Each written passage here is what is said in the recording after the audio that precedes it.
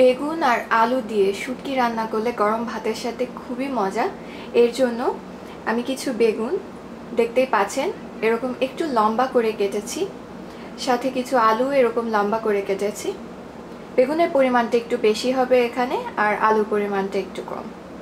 এরপর কিছু রসুন কুচি করে নিয়েছি, কাঁচামরিচ নিয়েছি, পেঁয়াজ কুচি কুচি করে কেটেছি, আর শুটকিটাও ছোট করে কেটে নিয়েছি। আর শুটকিটাকে আমি 10 মিনিট গরম পানিতে ভিজিয়ে তারপর ধুয়ে পানি ঝরিয়ে নিয়েছি। এরপরে আছে ধনিয়া গুঁড়া, হলুদের গুঁড়ো, আছে লবণ, তেল। চলুন পুরো প্রণালীটা এখন দেখে নেই। প্যানের মধ্যে আমি তেল দিব। তেলটা একটু বেশি লাগবে, শুটকিতে একটু বেশি তেল লাগে, রসুন বেশি লাগে।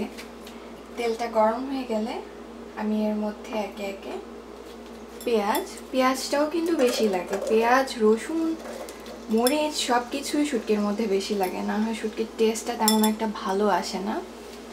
আচ্ছা, পেঁয়াজ দিয়ে দিচ্ছি, সাথে আমি আমার রসুনগুলো দিয়ে দিচ্ছি। এরপরে এটাকে নাড়বো, আর সামান্য নাড়ার পরে যখন এটা হালকা একটু ব্রাউন কালারের দিকে আসবে তখন আমি বাকি মশলাগুলো দিয়ে দেব। দেখা যাচ্ছে যে পেঁয়াজটা কিন্তু হালকা কালারে চলে এসেছে, ব্রাউনিশ একটা কালার চলে এসেছে। এখন আমি এর মধ্যে স্বাদ মতো লবণ দিয়ে দেব।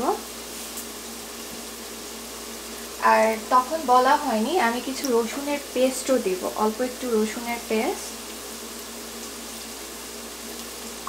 আসলে শুটকি রান্না করলে রসুন একটু বেশি লাগে। পানি দিয়ে দেব যেন পেঁয়াজটাও গলে যায় আর মশলাটা না পড়ে। এবার আমি এর মধ্যে ধনিয়ার গুঁড়ো, হলুদের গুঁড়ো দিয়ে, ঝাল যে যতটুকু খান তাই বুঝে লাল মরিচের গুঁড়ো দেবেন। আমি ঝাল একটু বেশি পছন্দ করি, শুটকিতে ঝাল একটু বেশি না হলে ভালো লাগে না। এবার আমি মশলাটাকে কষিয়ে নেব। মশলাটা কষানো হয়ে গেছে, কি সুন্দর একটা কালার চলে আসছে, দেখতে পাচ্ছেন যে একদম লাল একটা সুন্দর কালার, আর তেলটা উপরে ভেসে উঠেছে। দ্যাট মিনস মশলাটা কষানো হয়ে গেছে। এবার আমি আমার কেটে রাখা বেগুন আর আলুগুলো দিয়ে দেব। আর বেগুন আর আলু কেটে যদি পানির মধ্যে ভিজিয়ে রাখেন তাহলে কিন্তু এটা কালো হয় না। আপনি অনেকক্ষণ ধরে ভিজিয়ে রাখতে পারবেন, অনেক আগে কেটে রাখলেও কালো হওয়ার কোনো ভয় নেই। সবগুলো দিয়ে সুন্দরভাবে আমি নেড়ে দেব। এই রান্নাটায় কিন্তু কোনো পানি ইউজ করার দরকার নেই, কারণ হচ্ছে বেগুন থেকে যথেষ্ট পরিমাণ পানি বের হবে আর আলু থেকেও বের হবে।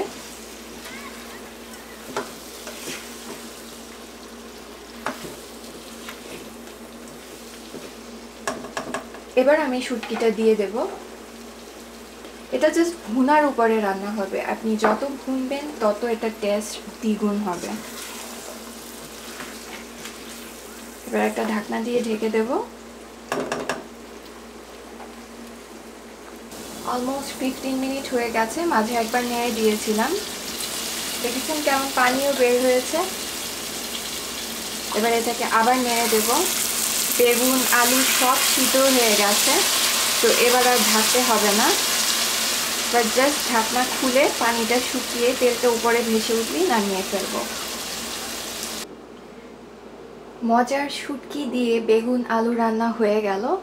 এটা আপনারা অবশ্যই করে খাবেন আর আমাকে জানাবেন যে কেমন হয়েছে, আর আমাকে সাবস্ক্রাইব করতে ভুলবেন না। Thanks for watching.